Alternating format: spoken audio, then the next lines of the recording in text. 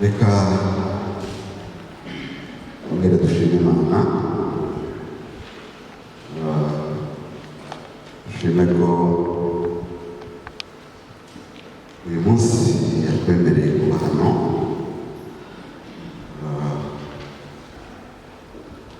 Igihe tubibona gutya tukagira ngo ni ibisanzwe, ariko mu by'ukuri iyo utekereje neza ushobora gusanga hari abandi wenda bari kubyifuza muri aka kanya ariko badashobora kubibona kubera impamvu zitandukanye, so turabizi. Rero kuba twe Imana yatwemereye tukaba turi hano, tukaba twabaye imbere yayo, tukaba twabonye ibyiza byinshi cyane byabaye kuva kugeza aha, tugomba kwishima cyane. Imana ishimwe cyane. Reka nongere nshime, hari umuntu nabonye umushyitsi utahagurutse, ariko inshuti yanjye cyane, ndashima Imana ko turi kumwe nawe. Umunyamahoro nahaguruke rwose. Imana ishimwe cyane. Ku bantu wenda bashobora kuba bamuzi, muzi amakuru ye, ni igitangaza kuba uyu munsi duhagararanye gutya. Ni umuntu wavuye mu rupfu rwose, tumufata nk'umuntu wazutse. Abantu benshi ayo makuru mwarayumvise, umusumba warasiwe ahantu muri Kongo mu Bihogobogo. Turashima Imana ko Imana imuhagaze.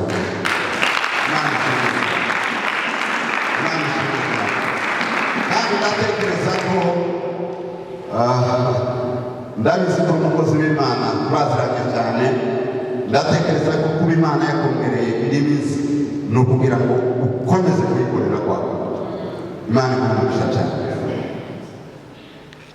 Reka rero tudatinze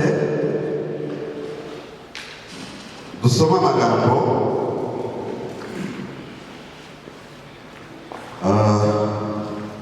ndibwira ko nibuze gukoresha umwanya dusigaranye,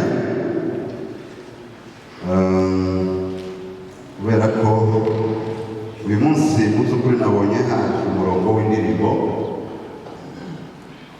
kandi byari byiza. Hari umupasiteri watuyoboraga kera, hari igihe abaririmbyi baririmbaga kwishima cyane, akavuga ngo ndifuza igihe kimwe tuzagira igiterane cyo kuririmba gusa. Abaririmbyi mwagize neza cyane kandi byari mu murongo mwiza. Rero ndakoresha umwanya dusigaranye kugira ngo twubahirize gahunda zacu. Urwandiko rwa kabiri Pawulo yandikiye Timoteyo, igice ni icya mbere, duhere ku murongo wa 7. Igice cya mbere umurongo wa 7 biravuga ngo kuko Imana itaduhaye umwuka w'ubwoba, ahubwo yaduhaye w'imbaraga n'urukundo no kwirinda. Ndongera nsome igitabo cy'Ibyakozwe n'Intumwa, igice cya mbere nanone n'umurongo wa 8. Biravuga ngo icyakora muzahabwa imbaraga Umwuka Wera n'abamanukira, kandi muzaba abagabo bo kumpanya i Yerusalemu n'i Yudaya yose n'i Samariya no kugeza ku mpera y'isi. Imana ishimwe cyane. Imana ishimwe cyane. Mu magambo dusomye Pawulo yandikira Timoteyo, yavuze ngo kuko Imana itaduhaye umwuka w'ubwoba, ni ukuvuga ngo umwuka twahawe mu bitarimo z'ubwo cyo ntikirimo,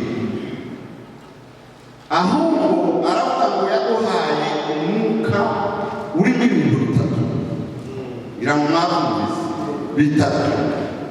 Icya mbere aravuga ngo yaduhaye umwuka w'imbaraga, icya kabiri urukundo, icya gatatu wo kwirinda. Muri iki gitondo natekereje ko tuganira ibintu biranga umuntu koko ufite umwuka wera, arangwa n'iki? Kandi ntekereza aya magambo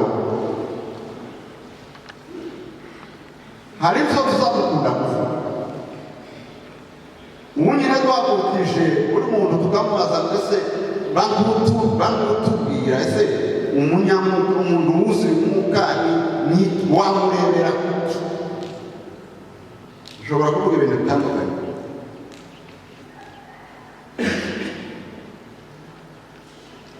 ariko hari n'ibyo tuza gutindaho cyane cyane iyo tugiye kuvuga ngo uriya muntu ni umunyamwuka, cyangwa tukavuga ngo uriya ngo nta mwuka agira. Hari umuntu rimwe na rimwe tuza gutindaho cyane, sibyo nashatse kuvuga. Ariko dore definisiyo, dore uko Pawulo abisobanura. Izo bindi nubwo uzaba, ariko hari ikindi, hari aho ibintu bishingiye. Yabivuze muri ibi bintu bitatu: imbaraga, umwuka w'imbaraga, w'urukundo, wo kwirinda. Rero kubera umwanya ndumva ndi buvuge kimwe, Imana nidushoboza ibindi tuzabikomezaho ku cyumweru. Ndavuga umwuka w'imbaraga. Titwahawe umwuka w'ubwoba, ahubwo twahawe umwuka w'imbaraga.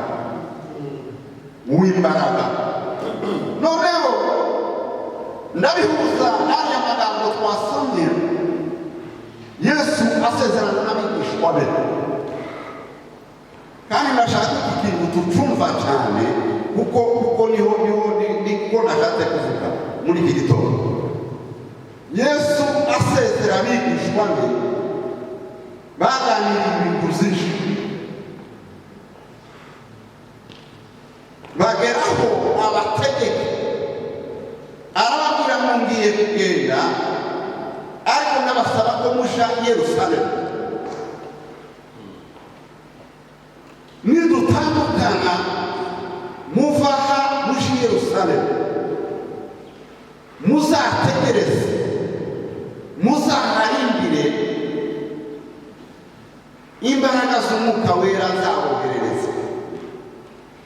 Ntimukahave umwuka ataraza. Baraganira mu kiganiro bagiranye, ababigishwa basa n'abatari kumva neza ibyo ari kubabwira. Ndaza kubigarukaho. Basa n'abatari kumva neza, ngo baramubaza ngo ese iki gihe, kuko yari ababwira ngo mushe i Yerusalemu mutegereze, yari yarababwira ngo sinzabasiga nzimfuza, mutegereze.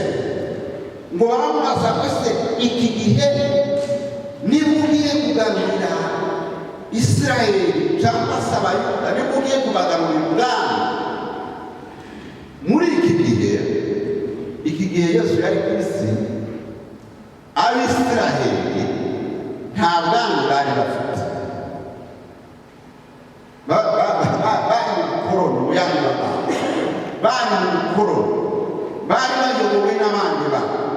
Ubwami bwabo bwari bwarasenyutse, icyo gihe nta mwami bagira. Uzabisome neza niyo wumva muri icyo gihe muri iyo ntara uzumva bavuga ngo umuyobozi ngo yitwaga Pilato. Pilato ntabwo yari umwami, yari umuguverineri. Icyo gihe Isirayeli yari imeze nk'intara, ariko intara itikukiye, intara iyobowe n'abandi bantu. Noneho ngo baramubaza ngo ese iki gihe kutubwiye ngo turi i Yerusalemu hari ibintu bigiye kuza, iki gihe nibwo ugiye kugarurira Isirayeli ubwami? Yesu barababwira ngo ibyo kugarura ubwami n'ibindi si ibyanyu. Mu yandi magambo niko kubabwira ngo muri kubaza ibyo ndashaka kubaho, ariko barababwira ngo icyakora muzahabwa imbaraga.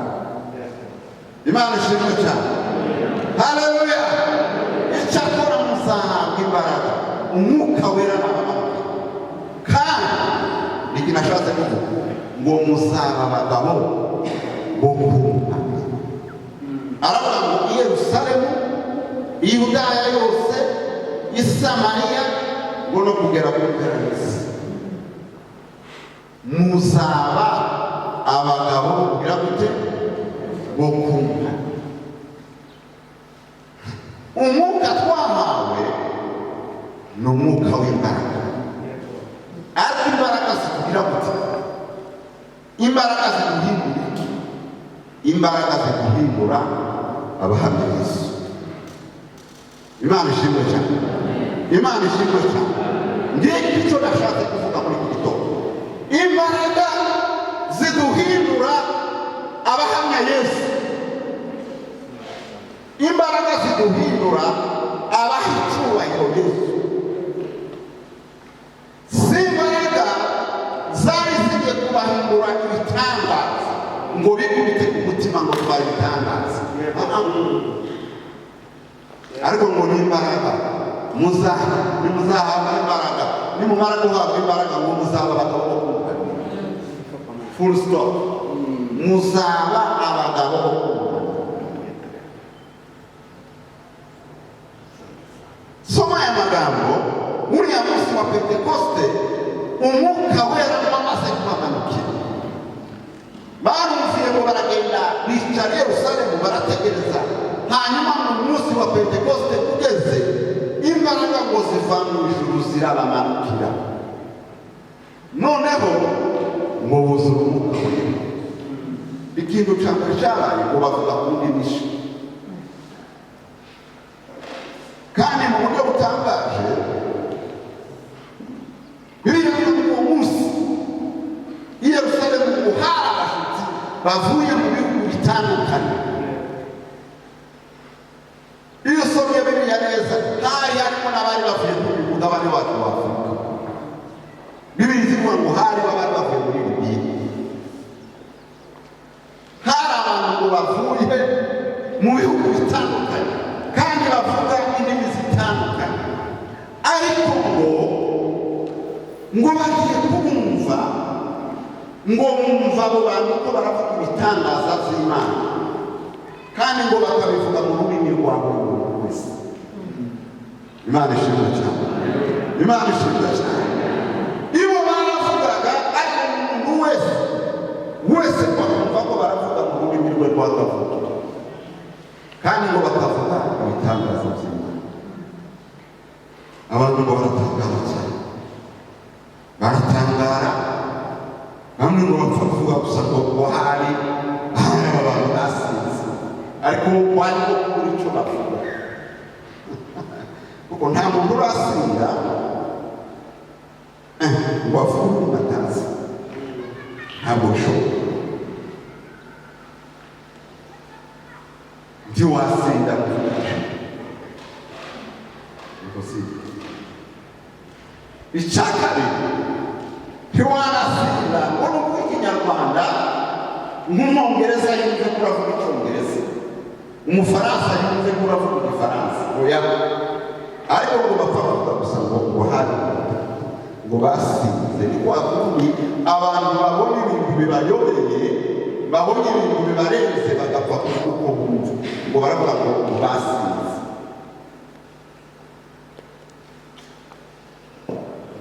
Ariko bari muzi umwuka wera. Imana ishimwe cyane. Imana ishimwe cyane. Baravuga Petero barahaguruka avuga amagambo akomeye imbere y'abantu, imbere y'abakuru, imbere y'abantu bakomeye, avuga amagambo akomeye, avuga ukuntu Yesu wa muntu wishe bakamubamba kandi igitangaza kuvuga ko yazutse ntabwo byari byoroshye, ariko barahaguruka abisobanura ashize amanga, warababwira ngo ni muri wakoze ibiri mwambura ibyabaye uyu ni wangu niwo wakoze. Bibiri zivuga ngo ako kanya wamaze kuvuga ayo magambo ngo bakizwa abandi ibihumbi bitatu.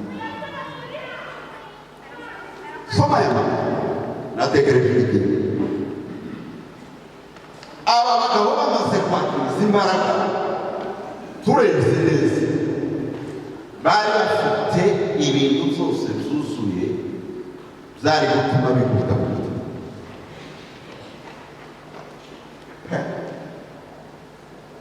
Ijambo bari kubavuga abantu bakabuza, abantu bari bagatangariye bicongeye uzatubwiriza ukabwiriza cyane, ariko kuvuga ngo urahagaze uravuze gutya rimwe ngo ibihumbi bitatu ngo bise bihire. Urabona ko abantu batari kwikuta ku mutima. Aba bantu bari bafite izuzuye zose zari gutuma bikora ibitangaza.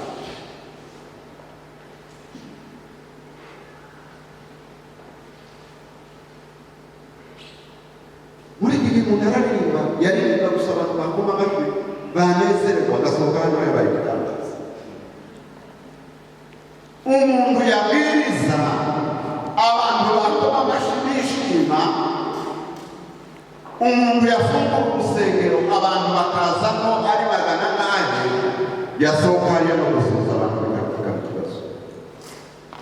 Abigishwa bari bafite ibintu byose byari gutuma bikora ibitangaza. Sinaho gusa ntizagaruka uwo munsi gusa, zarakomeje bagira imbaraga nyinshi. Bibiri zivuga mu munsi umwe baje gusenga nk'uku tuza hano, ngo bageze hariya ku muryango bahasanga umugabo wari kirema wahoraga ngo atunzwe no gusabiriza asaba ngo abantu baje gusenga.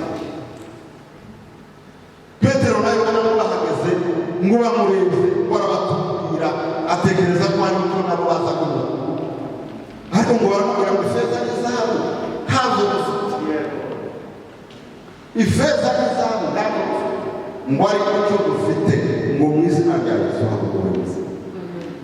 Haleluya, haleluya, haleluya. Uwo mugabo wako kana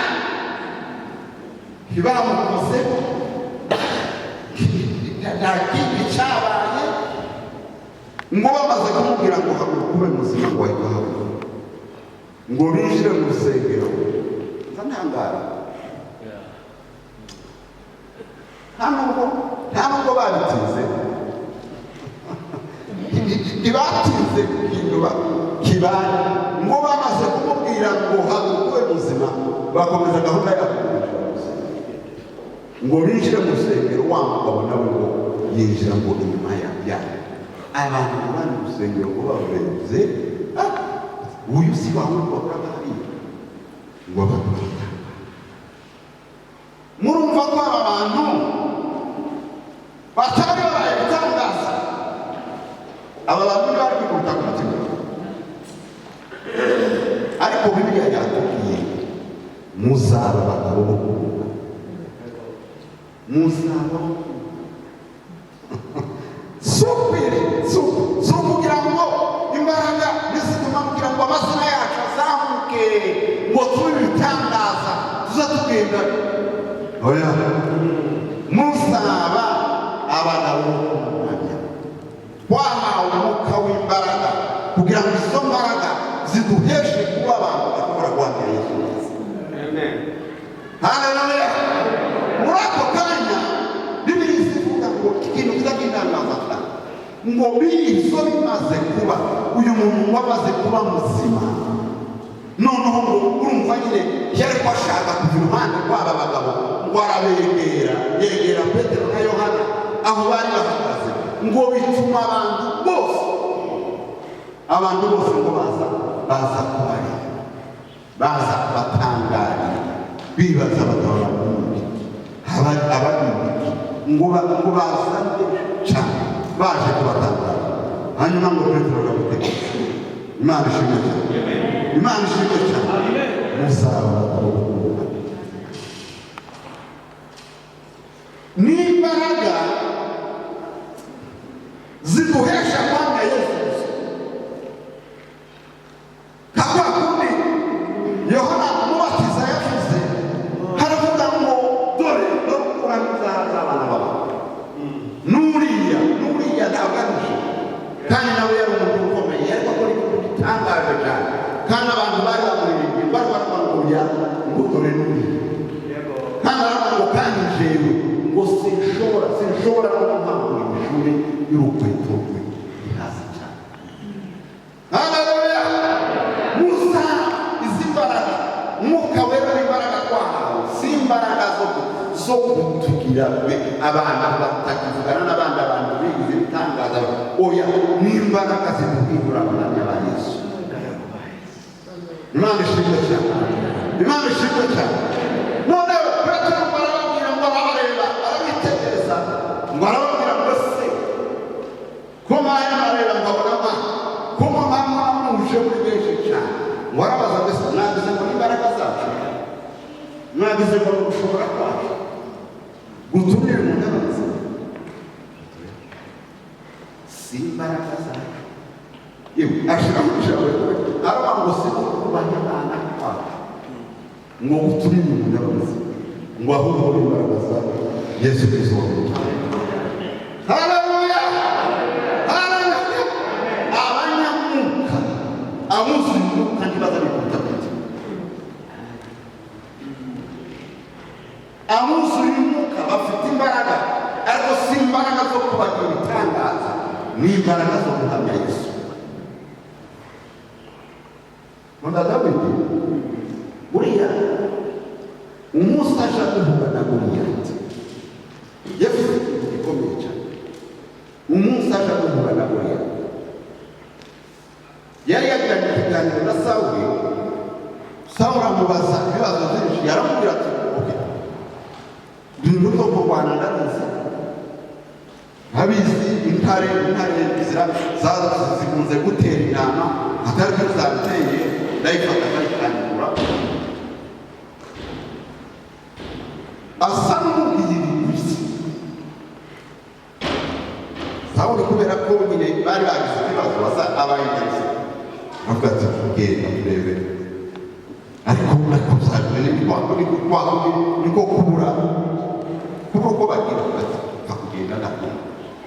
None ko Dawidi ngire jambo aramanuka agiye guhura na Goliyati w'igitangaza. Goliyati mama Yesu baravuga ngo ariko Isiraheli akasaga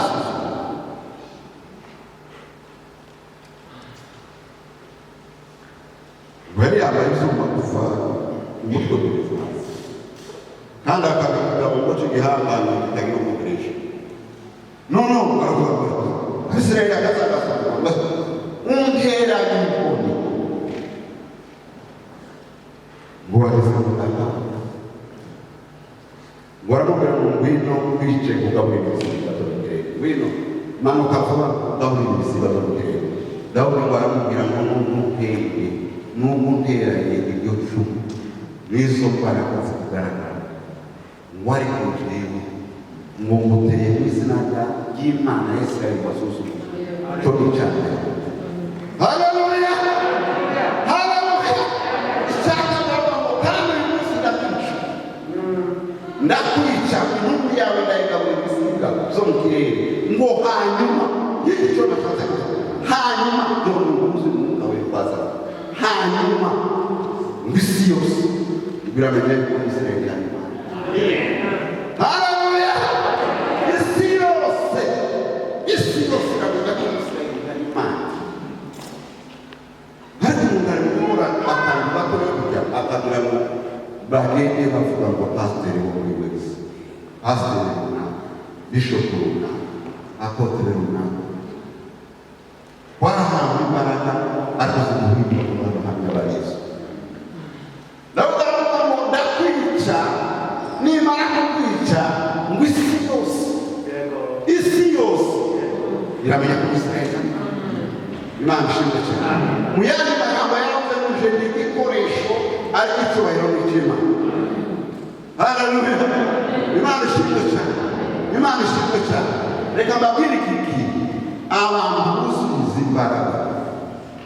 imbaraga z'umwuka wera, abafite imbaraga z'umwuka wera nyazo. Nubwo abantu baririmba bakoze ibikomeye biza bibasaza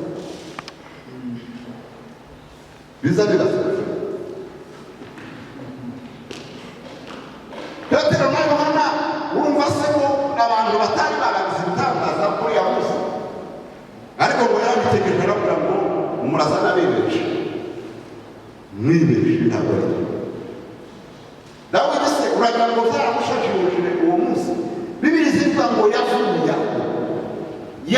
aho amaze kwica Goliyati, amaze kumwica afite umutwe we azamutse, Abafilisitiya bamaze gutsindwa bahunze bose, ingabo za Isirayeli zimanutse ziririmba intsinzi, ngo abagore bararirimba ngo baravuga ngo Sawuli yishimye ngo ariko Dawidi yishimye.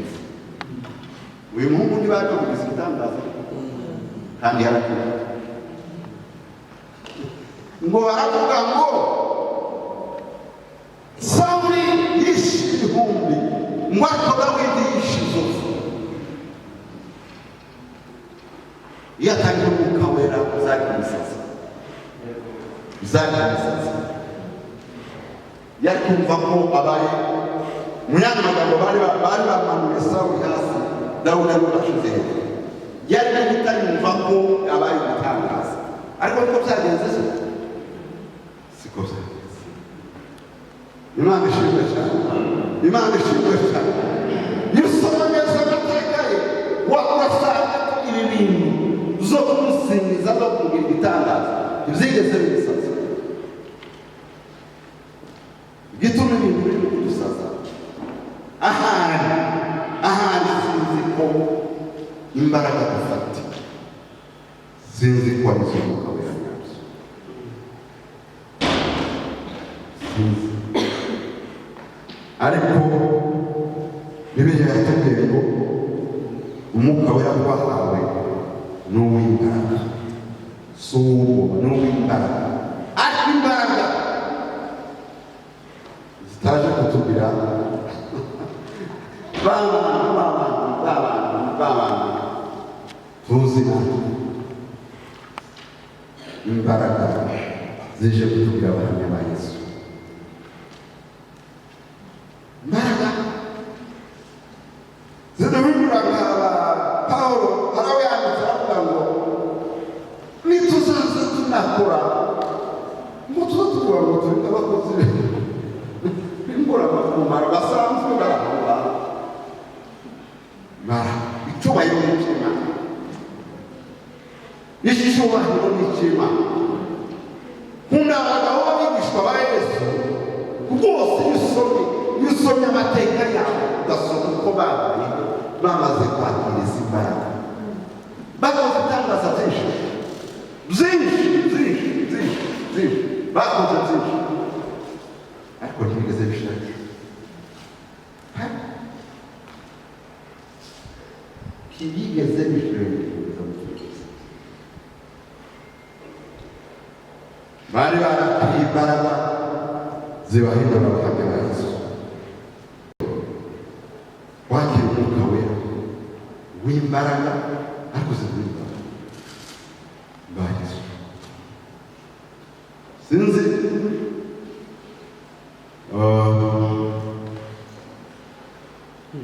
uko utekereza, sinzi uko uzawiyumva, ariko nimba uzawumva ukoze ibintu by'Imana, nimba hari uwo uzawumva Imana igukoresheje ukumva wowe uzamuye ibitugu, ukumva wowe urenga agatuza, uzubanza wibaza rwose uyu mwuka nanjye, kuko uwo mwuka ni imbaraga twakira, ariko izo mbaraga zikabarimbura abantu ba Yesu. Kandi abantu barakunda gutangaza udusaza, kireka gusaza, kuko izo mbaraga z'umwuka wera mu buzima. Reka basabe ko duhaguruka, hanyuma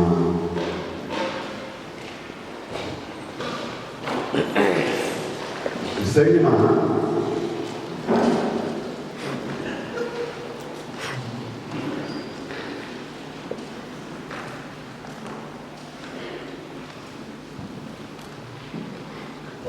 Hari umuvugabutumwa wigeze kutubwira umunsi umwe, aratubwira ngo Satani ngo hari igihe ishobora kukureba ikakubona wenda ko hari ibintu ari ibyaha n'itabi ikoresheje, ngo ariko ikagutegera mu zo wayikora.